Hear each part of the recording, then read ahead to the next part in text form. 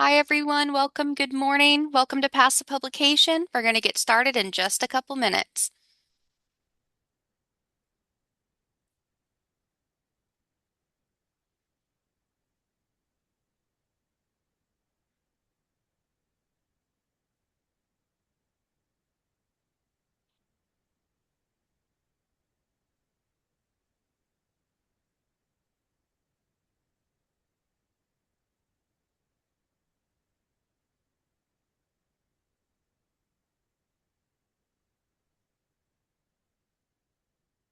All right, we're going to get started here. We have some more people joining kind of as they log in that will be admitting throughout, but we're going to go ahead and get started for today.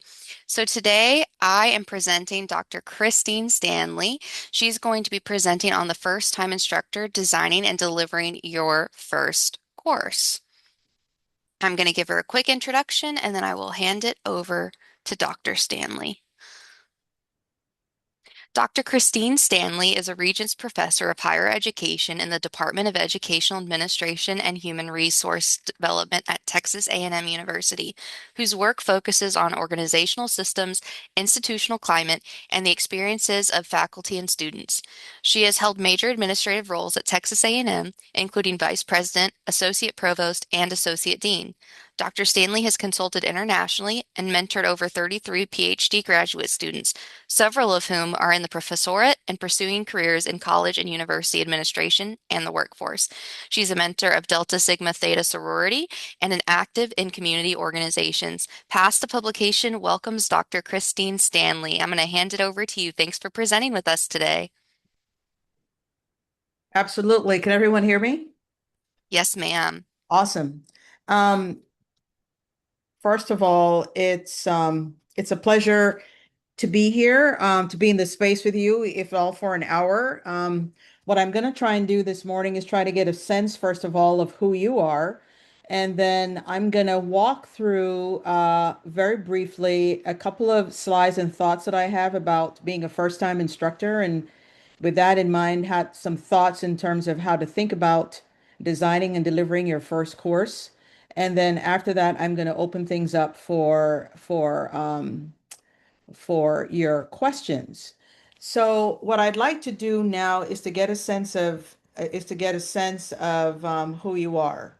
So how many of you are first time instructors, faculty? Could you give me a sense of that? I just threw my affiliation in the chat for you. Okay.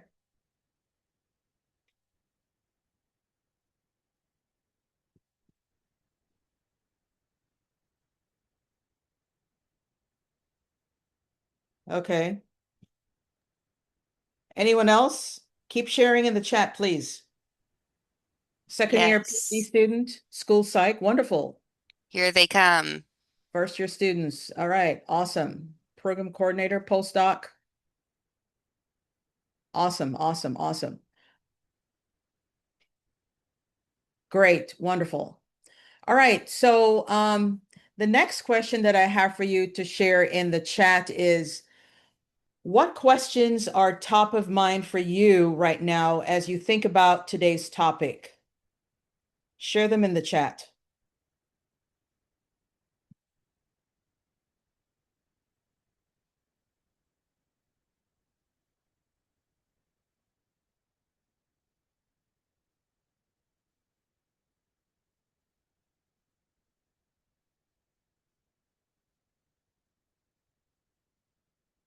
Okay, how do I get students to enjoy my class? That's great. Keep it coming.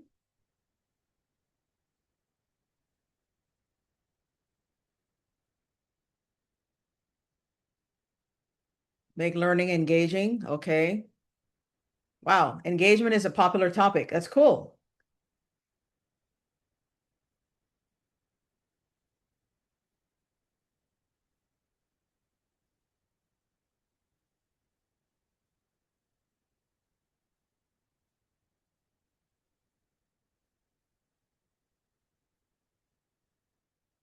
Tailoring it to a specific audience.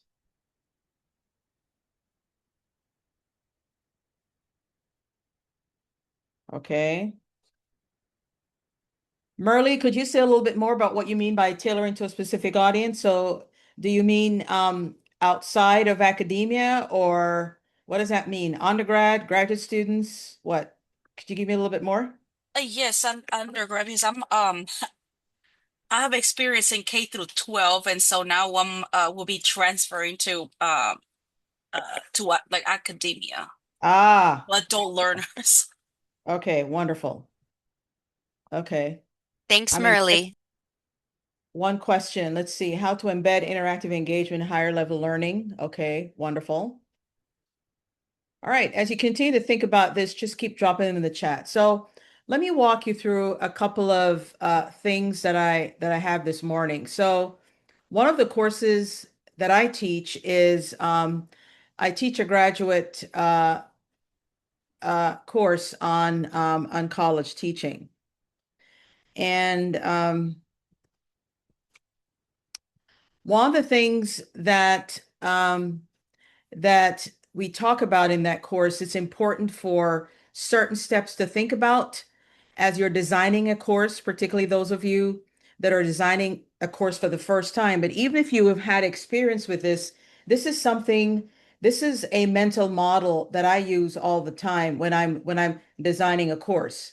First of all, you want to give yourself as much time as possible, right? So ideally thinking months ahead of advance, anticipating if you know what courses you're going to be teaching. The second thing that's very important, sorry, go back here.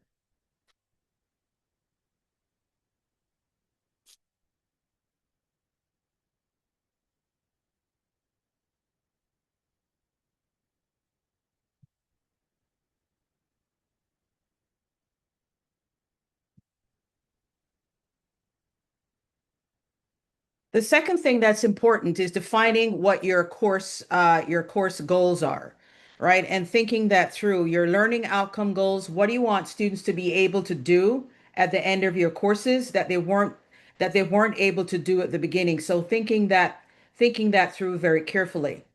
Then the next step in the process is determining your course content. What will the content of the course look like?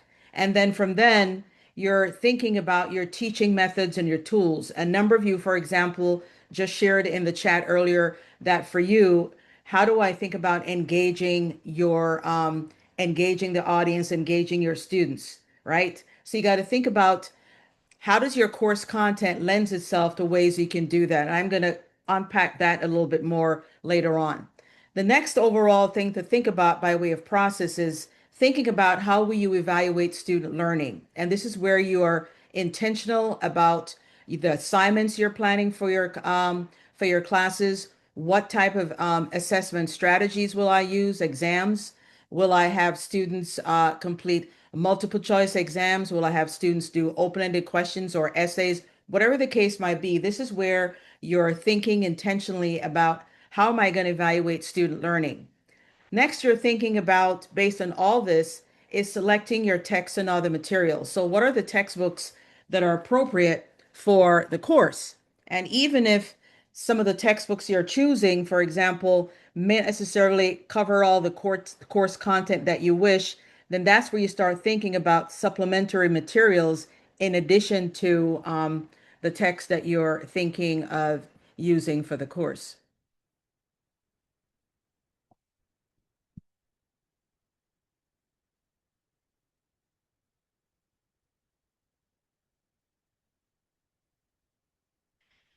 So let's talk about course goals for a minute. One of the things that's very important, I see, as I'm sure you all have as well, so many course syllabi over the course of my professional career. And one of the things that's very intriguing to me is when you look at the course goals, they're good, but then you start asking yourself, what do you really want students to accomplish from that course, right?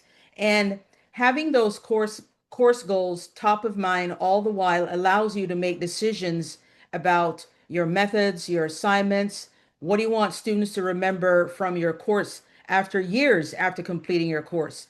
How should taking your course change students altogether? What specific skills do you want students to gain from your course? And how does this course relate to other courses in disciplinary? Some of you, for example, if you're teaching introductory level courses or fundamental courses that builds on knowledge for other courses, that's something to think about, or even advanced courses, skill sets that students will use later on in the workforce or in other settings. That's important to keep in mind. So as far as course content, one of the things to think about here now is the topics that you're going to teach your students. You can't address everything, right? There's some things that students will going to be able to read on their own, and for you are going to be unpacking in more detail in class. One of the mistakes that first time instructors make, and the research shows this all the time, is the emphasis on covering too much material. That's one of the things, that's one of the mistakes that early career faculty and first time instructors do, is covering too much. So information overload. So this is where you got to think through carefully, how do I pare down and refine the list of course topics? What's the course structure that I'm going to be using in my classes? Can I organize the topics in a particular theme, or in some courses where it tells a particular story about the course contents? And a critical question to ask yourself is, do I really need to teach certain skills initially and then discuss applications? Do I want to, for example, introduce a theory before illustrating it with examples or problems? Right? So these are some things to think about when you're thinking about determining what sort of course content you're going to be using in your course. The other thing too, I just had a discussion this semester with my graduate students in my classes um, related to teaching methods. If you're using technology or AI, right? AI is a tool. Identify what specific goals that you think will be met by using specifically certain types of technology or using AI. How will you integrate technology or AI along with traditional methods, right? Such as the whiteboard in the room or other methods. Use a variety of approaches. And one of the things that the research tells us is that the variety of approaches that are tied to your learning outcome goals will meet a range of students in your classroom with diverse talents and ways of knowing and learning. And I cannot emphasize that enough.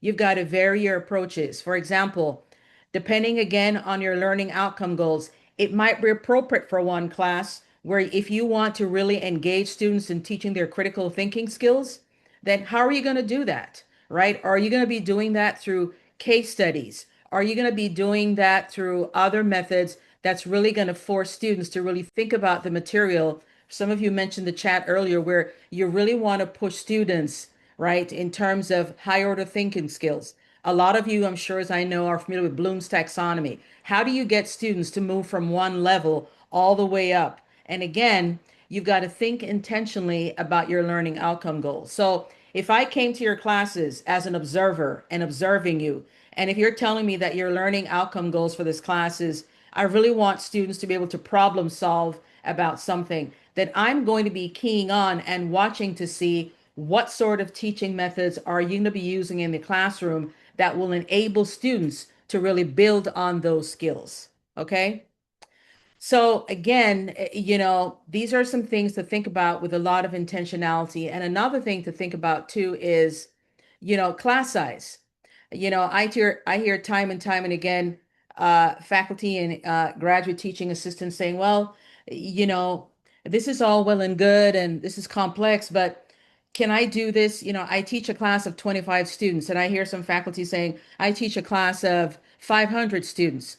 Um, can what I do in a small class work in a large class? Several years ago, a colleague and I at University of Texas at Austin, we edited a book together on teaching, actually on engaging large classes. For those of you who are interested in that, you should check that out. But what I would say to you is, what you do, what the instructor does in the classroom matters. So I have seen, for example, staying on the topic of large classes where you really have innovative faculty who are doing some really creative things. And in engaging students in large classes as you would in a small class, right? So you got and technology plays a huge piece of that too in terms of how you can really work to engage student learning. Another thing to think about too, and the literature has some information on this, is how many of you have actually thought about how you teach, your teaching style, right? So we can address that later, but think about how you teach. There's a lot of literature out there that says, that addresses teaching styles. One of them, that one particular piece of literature that I lean on, particularly, he's a psychologist by background, is, Anthony Gracia, who came up with an instrument several years ago that talks about, for example, teaching styles such as a teacher is expert, the teacher as formal authority, the teacher as delegator, the teacher as a facilitator. And some of you, along with those typologies that I just mentioned, may have a combination of all of those and use those at different times in the classroom. So, again, what types of teaching methods best meet course goals? In the graduate courses that I teach, I would say that a lot of times I use a combination of a style of delegating and facilitating a lot, because the learning outcome goals and expectations for a graduate class obviously are different than I would if I were teaching an undergraduate class, right? So if you're teaching an undergraduate class, particularly introductory level courses, the knowledge and expectations and course content for students are different, right? So you may want to use teacher as expert or teacher as formal authority, right? So again, thinking along the lines of, hey, how do I teach? What styles do I tend to use? So, about course design, before any semester begins, one of the things that you want to think about is, how are you going to define your course policies? How are you going to develop your course schedule? How are you going to actually write the course syllabus? How are you going to refine your course design? So again, these are things to think about, and course policies are also very important. And I would highly recommend there is a template that Texas A&M uses that's very important. Some of you might be familiar with that. It's very useful. I have used it with several faculty on campus, so I would recommend that you check that out at some particular point in time. The other thing that I think is very important as first time instructors, and as you're thinking about this, is evaluation is huge, right?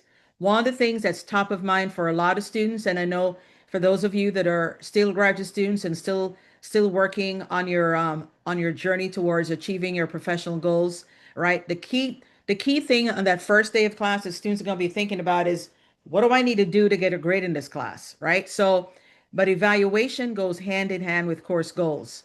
And one of the things that I would say to you is, make sure that your evaluation criteria is robust and it's well laid out on your syllabus. A lot of people use rubrics in terms of how students to help students gauge in terms of how you're going to be evaluating course material, particularly if you have writing assignments in class, right? But again, connecting that to your course goals. Another thing to think about in terms of evaluating students is, if you give exams or quizzes throughout the semester, again, it has to be tied to your course goals. I can't tell you how many times that I've heard students say, or when I read course evaluations, I see comments like, sometimes we're given work in class, it just seems like it's busy work, or I am tested on this material. I'm tested on something that I saw in the exam that we didn't cover in class, or this came from nowhere. So when I see comments like that, it make me wonder, where is the misalignment here along with the course goals and how students are being evaluated?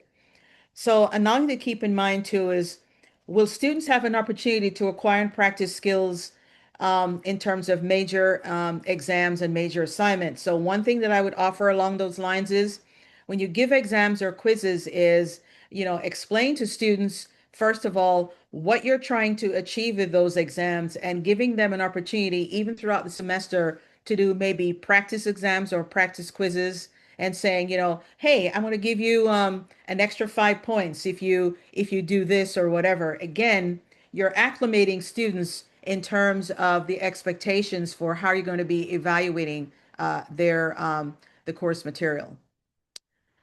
Selecting text and all the materials for your course, right? There's so many textbooks out there, of course, readers. Some are useful, not all. There's no perfect textbooks. But one of the things that I will tell you that's a source of frustration for students, for us to think about, is the cost of materials, right? So the cost of materials for students, just keep that in mind in terms of materials that you're choosing for the course. If you have course readers, copyright issues. And one of the things that I highlighted on the screen here that's very important is visit the classroom Visit the classroom that you're scheduled to teach. Don't just wait until the day of where you show up in room 101 of whatever building it is. Go to the classroom and see how it's set up, right? And you have a visual or a mental model of how the room is, how you're going to use that space, and how students are going to be using that space, right? So it makes a huge difference, right? If you walk into a room and you see a lecture hall where all the seats are bolted to the floor, right? You've got to really think about, if I'm going to be doing engagement in class, how am I going to do that, right? You've got to make sure that if you're going to be using technology in the classroom, making sure that things work. Because I will tell you, with technology and with anything else, things will come up. How do you pivot when those things happen, right? What are the resources and campus that you can draw on to help you when those things occur, right? So learning how to use the media in the classroom is very important, right? Uh, Kashif, I saw where sorry, Marine, we'll come back to your question about how much of evaluation should be based on group work versus individual assessment, okay?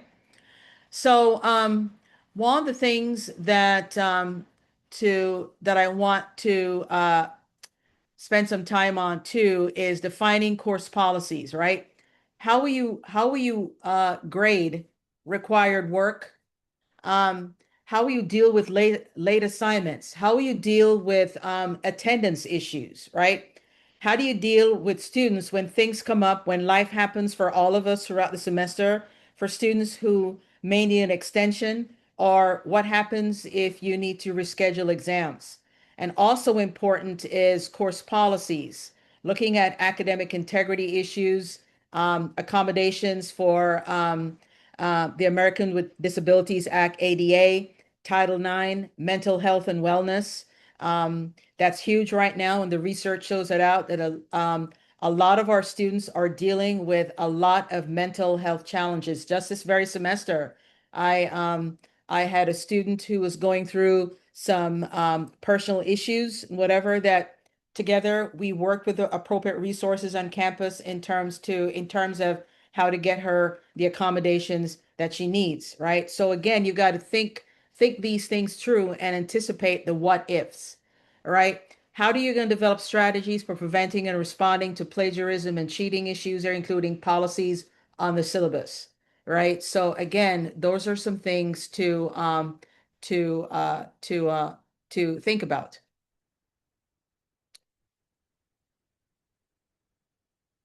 So now we're at the point. You see how many things we're thinking about, and now we're at the point of writing the syllabus, right? And I will tell you what a lot of faculty tend to do and a lot of teaching assistants tend to do. And this is not a bad thing, but this is just something that I think instinctively we just tend to do. Right away, we start writing the syllabus without thinking about some of the things that I just walked you through in terms of thinking through. So now we're at the point where we're about to write the syllabus. So at a very minimum, and this is very important, that this is a minimum that I'm giving you, is just a skeletal outline. At the minimum, a syllabus should contain the course title, the course description, the time and location of the course, where students are able to find you, your office hours, any prerequisites for the course that you're teaching, particularly undergraduate courses, or even for some graduate courses, particular if you're taking advanced, for example, level statistics courses or research methodology courses are examples. What are the course topics? Are they holidays or breaks that are on there as far as the syllabus that you want to be pay attention to in terms of the course schedule, major assignments and exams? What are your course policies on grading, academic integrity, attendance, late work? contact information for the instructor as well as the TAs. And again, as I said, the TAMU template guidelines is I found it very useful for those of you that are teaching here at Texas A&M, and even for those of you that are not necessarily here, it's just a generally good template to use if you want to develop your syllabus. So your first lecture, right? Some of you mentioned earlier in the chat about a lot about engagement. How do I maximize student learning and how do I tailor it to a specific audience? So one of the things that I firmly believe, there was an article that appeared several years ago and it has stood with me to today. And the article says, you never get a second chance to make a first impression. And that has stayed with me a long time. So your first lecture is critical. Why is it critical? Because this is the time where you really want to really you want to show students that this course is exciting, that you are an amazing instructor, that you're here to help them learn. But first and foremost, you're introducing them for what's to come throughout the semester, right? So the typical housekeeping things in terms of going through the syllabus is important, but don't waste that first day. This is where you can really engage students about that first topic, right? So the first day of class is important, right? So you want to continue to develop your lesson plan, refining it for that first day. I would say if you have a friend or a peer practicing what you're going to be doing that first day of class, and thinking of ways to engage your students about the first lecture, right? The first day of class, one of the things that I do in my graduate classes, I share something about myself, I share something about my own journey, and I also share about how I learn best. And I ask that question to students as a way of engagement. How many of you tell me, how do you learn best? How do you learn best? And I'm always surprised by the responses because I get a range of things saying students staying with me. Well, I'm a visual learner. If I can see things, it stays with me better. I get students saying, I like to read the material. I like to think on it. I have students saying to me, I like to hear what other peers are saying about certain topics because I learn from other people. I hear students saying, I'm not really a big fan of group work, but it all depends on how it's structured because I've had some bad experiences with it. So I get a range of responses to that question. How do you learn information best? And then one of the things that I do is I take that information down, right? So I make notes of that. And what that is telling me as an instructor is I need to make sure in the time that I have with the students or the remainder of the semester is to make sure that I vary my teaching methods to meet a variety of students the way they think they learn best in class. And for example, I will say to students, I said, look, I know some of you are not visual learners, right? What I'm going to try and do is use a combination of certain strategies because one of the things that I want to do is try to push you out of your comfort zone. Because one of the things I want to do is fast forward when you get your degree and you go out into the workforce or wherever you're going to end up with your degrees is you're going to be placed in situations where you might at certain times be in places and spaces where you're going to find where I'm in my zone, this person is tailoring to exactly how I learn best. But you're going to be in spaces too where you're going to be challenged to be where you're not going to always have somebody where it's going to tailor to you if you're a visual learner, right? So again, I try to tailor what I'm doing, explaining to students because I get this from students all the time. Help me to make connections between what we're doing in class to the real world. How is this going to help me in the future? So that's always top of mind for me as a faculty member. It helped me a lot when I was a graduate student. It also helped me when I first started out teaching. And this is something that I offer to my graduate students who are thinking about the professoriate, right? And there's several ways in terms of how to engage students. I've had students in my college teaching course that would do some really creative things in terms of using technology in the classroom where they would do games or whatever to really engage students about the topic. So you can make learning fun, right? But again, think about your your course goals and your learning outcome goals because that it has to be it's critical to tie it to that. Don't just do things because hey, I went to this conference and I saw this really cool technology being used, or I saw this really cool strategy and I'm going to use it in my class. I'm not saying don't do that. What I'm saying is think about how that ties into your course learning outcome goals that you have for students. Is it going to help students, for example, to think more critically? Is it going to help students to problem solve more? All right. So those are thing. Here's a wonderful publication that came out several years ago. Uh, Art Chickering and Zelda Gamson in 1987, a seminal piece of work, came out with the 7 principles for good practice in undergraduate education. And I would say it also applies to graduate education as well. So I'm going to offer this to you. And what Chickering and Gamson done a lot of research about student learning is these are principles of good practice for any instructor, for any first time instructor. First is you want to always encourage contact between yourself and your students. One of the things, for example, for those of you here at A&M, recently, I think 2 years ago now, there was a campus assessment study that was done about the student experience here at A&M. And one of the things that students repeatedly said in that report is we need more contact between ourselves and faculty members and instructors. And again, this is 2 years ago, folks, and look at Chickering and Gamson's publication, right? Here we are, encouraging contact between students and faculty. That's very important. Develop reciprocity and cooperation among students, right? And what that means is, instilling in students have this mental model that they show up for classes and the only person that they can learn from are we, the instructors, right? What I say to students is you can learn from your classmates as well. You can learn from your classmates about their experiences and what they're bringing to the learning environment, right? Encourage active learning. And I was excited when some of you earlier in the chat when I asked a question, what questions are top of mind for you? And you said engagement. That's important. How do you engage students? For example, just this very week in my class, we were talking about a particular topic. And before I even introduce the topic, I say to students, turn to the person next to you, right?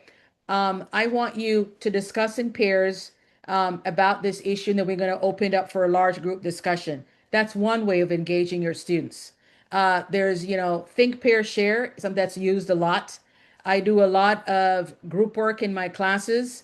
I don't lecture for 3 hours in my graduate class for anyone who has taken my classes. So, and again, I explain to students, if I want you to really think critically about this topic or whatever, I want to hear what your thoughts are about the topic. That's very important. So, any way that we can actively engage our students in learning the course content, the research has shown in terms of even in terms of what students will remember for your classes and be able to apply to other classes, important. Here's another principle of good practice for undergraduate education: giving students prompt feedback. Let me repeat that again: giving students prompt feedback. A source of consternation for a lot of students, undergraduate and graduate students, is, hey, Dr. Stanley, you wouldn't believe this. We had an assignment the third week of class, and here we are, the eighth week in the semester, and I still have not received any feedback on my assignment. Or here's another thing that I hear from students: I turned in this written assignment, I got a grade back, and I really didn't get any substantive feedback on things that I did really well or things that I need to do to make improvement. So again, giving prompt feedback is important, and the quality of feedback is also very important because we want students by way of feedback, right? Our feedback to them is telling them things that they need to work on and developing. Again, if you're thinking about moving students along, going back to what I said earlier about Bloom's taxonomy, how are we moving students along those to achieve those different skill sets, right? Time on task, in terms of when students when students are given assignments or given information in class, making sure that we continue to work on that as much as possible. Commuting high expectations for all our students. The first day of class, going back to that, I say to my students, When I used to teach undergraduate students years ago, and even now that I teach primarily graduate students, I said, my expectations for all of you in this class is that you're going to be doing well in this class, right? So until you prove me wrong by way of how you engage in this class, and I'm going to push you because I have high expectations for every one of you because I think about my undergraduate days and I share this example in my college teaching course. How many of you can think about that time where you were sitting in a class? I had it because I came from a STEM background, right? So my first two degrees are in biology and chemistry and physiology. So I would sit into my class and I would hear faculty say this very proudly. Look to your left, look to your right, because next week you won't see your classmate. That may be a way to motivate some students, but I can tell you that was not a way to motivate me. And so you got to be careful about what you communicate to students because I think we have good intentions, but sometimes what we communicate to students too can also turn them off. And lastly, in terms of principles of good practice, is respecting diverse talents and ways of learning about the material. If I hear students saying, it's really hard for me, the textbook is very hard to understand, or note taking in class, or whatever the case may be, whatever the situation is, I pay attention to those things. And that's why the first day of class, for every class that I've taught, I ask that question: how do you think you learn the material best? That's a key question for me. So I offer these 7 principles of good practice, again, based on Art Chickering and Zelda Gamson's work from years and years ago that has stood the test of time. And that's really helpful. So I'm going to stop sharing my screen and open things up for more questions and the time that we have.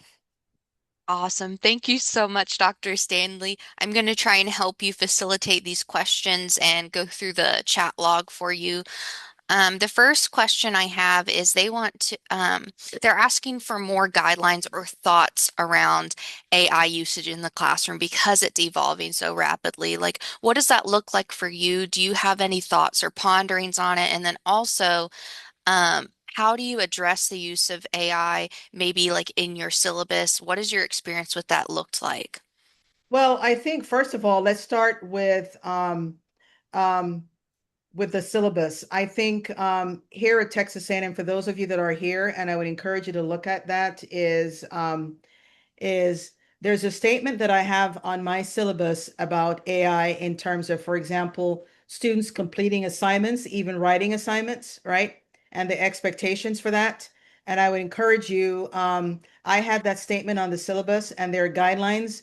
And actually, those guidelines are from the Texas A&M Center for Teaching Excellence, right? So that's one resource on their website where you can actually go and incorporate and use that, and they recommend that you do, right? So you want to have that in your class and actually go through with your class on that first day and explain to students what are your expectations around AI and completing course assignments, right? So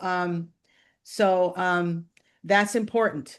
I've had students just this semester in my graduate course. We had a lot of discussion around the use of AI in the classroom, and as tools like ChatGPT, Gemini, Claude, and creating text images and all that kind of stuff that you use in your class. The first of all, you want to make sure how do you use it responsible, right? So you got to be careful about that, and you want to model for your students as an instructor what you're expecting from the use of AI. All right. So that's what I would offer for you to use. And there are different types, as you know. But again, how to use that responsibly. I know a challenge around. There's so many challenges around the use of AI in the classroom in terms of how to go about doing that. And one is challenges. A lot of people think about academic integrity issues, for example, um, misinformation, the ethical risk around using AI, the biases around AI, right? So again, you got to think about you got to think about that, right? So that's what I would say, just in general terms. Thank you so much, Dr. Stanley. I posted while you were speaking some of the resources you were speaking to in the chat. Awesome. Okay, the next one is from Maureen. She asked how much of evaluation should be based on group work versus individual assessment? Is there an ideal ratio? What are your thoughts and considerations around the types of evaluations? I think the type of evaluation, I think, depends on the course, and I think it depends on your learning outcome goals, right? So, in the graduate classes that I teach, for example, I have it's based on the point system for completing certain assignments. There are point system attached with participation. So participation in class for me, in terms of individual participation versus group work, and I break that down in terms of points. So you may think about how you go about doing that. I don't. There is no prescriptive way in saying this is the perfect way of doing this or this is the I way of doing this. You've got to decide, and the course instructor, again, based on your learning outcome goals, what's important for you. So if group work is important for you by way of enhancing certain types of skill sets in the classroom, then you may say, for example, out of 100% group work, maybe 30% of the course grade, right? So again, that's something that I think you need to think about with a lot of intentionality about how you want to do that, and just making sure that you're clear on your syllabus, how you're going to be evaluating group work and student expectations. Because I can tell you, as my own experiences as a student, I didn't always have positive experiences with group work. I found myself in certain situations where I was carrying a lot of the weight. So, one of the things that I would encourage all of you, I do this all the time. You know, I'm very reflective anyway about my practice and what I do. So I'm always in the mode of thinking is if I'm going to be asking students to do this in class, I want to think about what was this like for me as a learner. And it doesn't mean that because I had a good experience with a particular method or whatever, that necessarily all my students are going to have the same experiences. Does that make sense? And I actually talk that through with my students. I will say things like part of the expectations in your class is group work. I know some of you may have some negative experiences with art. Let's talk through what some of those negative experiences are, right? And let's work through that. So in this class, we can have as best to an optimal learning experience as we can regarding that. So I don't know if that's helps you help you or not with the question, but that's how I approach it. Thank you so much. We had a lot of questions about AI, so I tried to jam them all into one question together. So you've answered several of those while I'm allowing my peers and colleagues on this time on this call time to like think about what you've said and generate more questions. I have a question, and that is, what's something about teaching that you would like to share that most people don't think of asking about? Well, even related to the question around AI, and I talked about this week in my graduate class. Um, when I think about AI and what's going on right now, I think of three particular buckets, right? And the three top buckets that we talked about in class this week. So talk about just-in-time learning. I think colleges and universities and instructors need to think about how AI is used from a student development perspective. So we need to do more about developing our students around AI. And I think there's a faculty development perspective or instructional development perspective as we as faculty members. And I think there another piece about AI is administrator development, right? So those three large buckets. So for the student perspective, one of the things that I think we don't talk about is, and the big thing for students is misinformation that's out there relative to the use of AI. I had two students this week, graduate students, share that in preparation for just something around a particular topic she was researching for her dissertation, she used AI to gather some information, and one of the things that was gathered was erroneous. It was not all accurate. So think about this, right? From our perspectives, all of us here in this space today, we are a lot more, let's just say, experienced around this than most of particularly undergraduate students, right? Who are heavily engaged in the age of social media. So they're bringing that with you to the classroom. So I think, another thing we need to think about is to how do we have more discussions of what can we do in our classes around student development around AI? Even walk students through, here's an assignment that was done with the use of AI. Tell me what you see here versus another assignment. What are the differences, right? So those are some examples that I'm thinking about the developmental piece for our students. And the same thing along faculty development and also for administrative development as well. And it ties into even some of the issues around plagiarism. You know, I had last semester, someone reached out to me for counsel. It was a graduate student who was trying to help an undergraduate student in another college on campus who was accused of cheating on an assignment. And the student was adamant and said, I did not cheat on this assignment. I completed it and I can show it to you, whatever. An instructor, it was referred to the Aggie honor system and it went through and whatever. And the student was exonerated because the student could show, that I didn't use AR or whatever. This is my own work. So I use those examples to say we've got to be careful here, folks. And I think some of the onus is on us, how to help our students with their own development around these issues, because what's out there right now, AI is here to stay. It's not going away. But I think how we engage ourselves, talk about engagement, how we engage ourselves around these issues a lot more deeply in a developmental way to help ourselves and our students, I think will go a long way. Thank you so much, Dr. Stanley. Another question we have for you is, how do you test how your students have internalized learning and are ready to move towards application? I guess this goes more towards what are your formative assessment techniques? Maybe you have favorites that you use. So, one of the textbooks that I rely on a lot is K. Patricia Cross and Thomas Angelo's work on classroom assessment techniques, right? So, there is a plethora of classroom assessment techniques that you can use, and the simplest one that I use time and time and again is something that's called the 1 minute paper, right? So for example, if I'm lecturing on a topic that day that I know the content is really complex, it's very heavy, and I can see students that might be grappling with the content or whatever. Before class is ended, I will say to students, take out a sheet of paper, don't put your name on there, just write for a few minutes.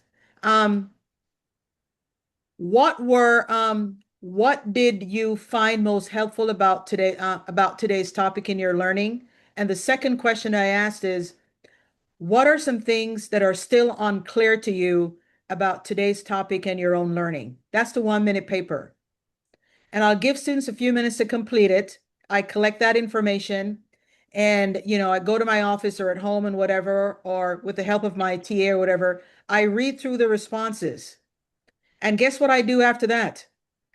I come back the following day and I share students an analysis of what I learned from their responses. And I say, here's what several of you are saying relative to last week's topic that worked really well. And here's some things that are still muddy for several of you. And here are some things that I want to really pay a little bit more attention to because obvious we missed some things last week. All right. So the 1 minute paper, it's very simple that you can use by way of feedback. And as I said, that book on classroom assessment techniques, it's a classic. Highly recommended for your library. Highly recommend it. Beautiful. I've posted Um, that information as well in the chat. Yeah. Yes, Marina and Maureen. It's a beautiful way to reflect. And I say that, and I use that throughout the semester. I also use something similar at midpoint of the semester where I ask students the same thing. Okay, we're at midpoint of the semester. I want you to let's take a breath. Tell me how you're experiencing the class so far. What are some things you really like about the class? What are some things that you think that I can address before the course is over? And I emphasize the second part, things that I can address before the course is over. For example, I say to students, if you're telling me that, geez, Dr. Stanley, I'm not a big fan of the textbook. I said, okay, I hear you. I can't necessarily change that mid-course right now, but I tell you what, I hear you. Let me think on that. If teaching this course again, maybe I need to reevaluate that text again for another time. And when I ask students for feedback, and this is very important, and it ties into Chickering and Gamson's principles of good practice, right? Anytime I ask students for feedback, whether it's the 1 minute paper or mid-course feedback before the semester is over, I always share students the information in terms of what they and their peers are saying about the course. You know why? It builds ownership for the course and for learning. And it communicates to students, right? I'm listening to the feedback that you're giving me, and I'm trying my best to honor the time and energy you took to give me feedback. And I'm going to do my best to try and make changes before the course is over, right? Sometimes I sometimes I will get the majority of things and sometimes I don't. But when I read my end of semester student evaluations, I will often see comments like, "Thank you for taking the time to ask me about my experience in the course while I was taking it, because it showed us that you really listened and it showed us that you really care about our experience in the course." Right? So that's important, folks. It's about learning, and that's a form of engaging students. But also, what I would offer to you too is it's a way about being more self-reflective practitioners about what we do in the classroom. And I can't emphasize that enough too. I think about my teaching all the time. I taught yesterday in my graduate class, and when I leave Harrington Tower and I'm walking to where I park my car, I'm thinking about the conversations that happened in the class. My head is turning all the time. And I think about things like, ooh, geez, I wonder if I responded to that question well, or, maybe I need to go back and revisit this or revisit that. So I'm always in a reflective mode about what I'm doing to be better at what I'm doing. That's how we grow and develop as teachers, right? So I'm coming at this from my research experience in terms of faculty development and working with a lot of graduate students, working with a lot of faculty over the course of my career and my own practice. I'm not perfect. I don't think anybody is, but I try to, and this is inherent about my teaching philosophy. I always try to meet students where they are. And I don't treat all my students the same because all of my students are not the same. So I try to meet them where they are in terms of their professional goals, their career goals, their learning goals. Recognizing, as I say to students all the time, life happens for all of us, and myself included. And somebody mentioned earlier, part of this too is, and I'm very this is top of mind for me right now, it's mental health and student learning, because increasingly students are showing up to our classes with a lot of issues that are dealing with, and for lots of reasons may choose not to share that with you, but you see that showing up in terms of how they respond in class, or you see that in terms of how it shows up into how they're responding to their assignments in class. That's an excellent segue to a question that Natalie had, which is how did you develop your approach to self-assessing your teaching, and what indicators do you trust the most when you decide whether or not to adjust? If you want to speak more a little bit on that. So, um, my own development as a teacher started way, way back in graduate school, right? So, I started out as a TA for a human physiology and pharmacology course where I had a lot of students in STEM who were aspiring to be medical professionals. So we're talking pharmacy, medicine, nursing, the whole gamut, right? So these were professional students. So that's where it all started. But I also, what has really shaped how I think about things is what offered earlier. I pay attention to what students are telling me. For example, I had an undergraduate student when I was a graduate student in my lab class that was very active in class, very bright, and but I noticed on his written responses when they had to turn in lab reports to me, I noticed where things were not as clear in terms of how he was responding to questions. So one day I said to him after class, let's just call him Michael. I said, "Hey, Michael, you got a few minutes?" He said, "Sure." And I said, "Talk to me about your lab report. You're so active in class, you're on it, you're bright and whatever. But your lab report, I'm having some difficulty trying to figure out what's going on, how you respond to what's been being asked." And he held his head down, and I said, "What's going on?" And he said, "I'm so sorry, but I have a learning disability." And I said to him, "Why didn't you say something to me? We could work something out with the Office of Disability Services on campus for you to complete your assignments." Or he goes, "I can do that?" And I said, "Yes, you can." So we worked something out then. So that has attuned me to really pay attention to things that are going on to the classroom. So the second part of the question, if I remember correctly, is, things, how do I know things to pay attention to? So here's what I think, right? If even if one student is very critical about something that I do I change my practice based on that one student? Maybe, maybe not. But even if I don't change things in a way that may affect all the students, it still makes me think about what did I do that really made that student point that out? Does that make sense?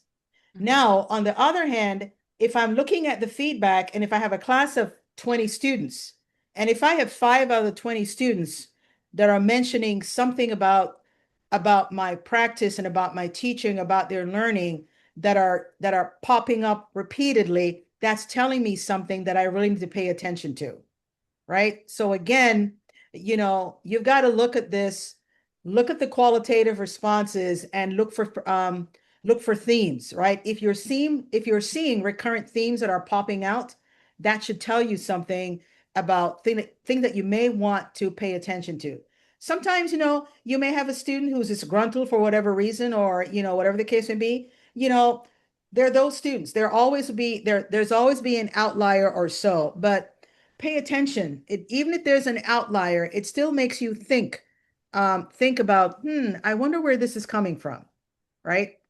So that's how I would respond to that. I hope that's helpful.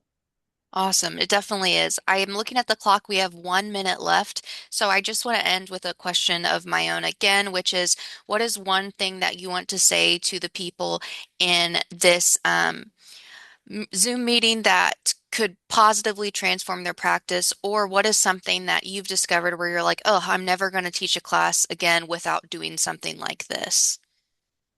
Um, this is going to sound maybe a bit corny or maybe simple, but this is something that has came up repeatedly on my student evaluation, and it triggers me in a way that says something, that says, I think there is something there. I think we're in a time and a space right now in higher education, broadly speaking, where there's so many challenges going on for ourselves as instructors and for our students as well. But I think the more we approach our practice from a lens of caring for our students, right? So every day when I start my class, you know what I ask students? How are you guys doing today? And I say to students, so sometimes that's not a rhetorical question. How are you guys doing? We're the fourth week of class. Everything going okay in all your classes? Anything going on that you want to talk about? All right. I mean, I ask that question. And here's another thing. When students don't show up for my class,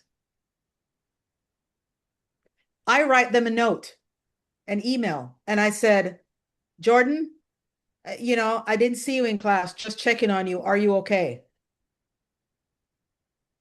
Last semester, I had a student that had a really bad experience The student was being stalked, was working with university police. The student shared that with me, right? I didn't see her in class. So again, a lot of things are happening for our students that they may not necessarily feel comfortable sharing, because they feel that we, the instructors, don't always, the perception is sometimes, I'm not saying we all do this, and because I don't think we do that, we don't do this. I don't do this intentionally, but the perception is that we're busy and we don't always have time. When I see students, how are you doing? All right. What can I do to help you with your learning in class? It goes a long way for a lot of students. Goes a long way.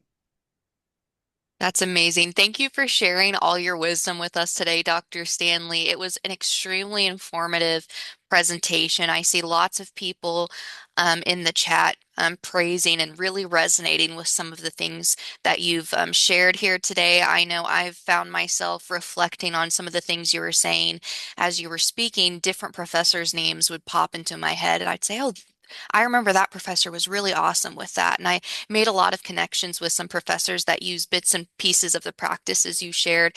And it made me reflect on like what were the things that I appreciated most about some of my favorite professors. And I think when we ask ourselves that question, we can inform our own practice too. So with that, I'm going to say goodbye to everyone. I'm going to say thank you again, Dr. Stanley, for taking time to share with us. And if anyone has any follow-up questions, you can feel free to email me and I will pass them along to see if I can grab some answers for you. But I hope you all have a wonderful Thursday, and we'll see you in 2 weeks for the next paths. All right. Thank you guys. And thank you for your time today. Appreciate it. Bye, everyone. All right. Thank you, Dr. Stanley. Bye-bye. Thank you. Thank you, Jordan. Thank you, Dr. Stanley. I'm just going to hang out, make sure nobody wants to stay behind and say anything. But other than that, I think we are good to go. I will also send you the recording once I have it downloaded. That's okay. I'll hang on for a few minutes if anybody wants anything else Awesome. or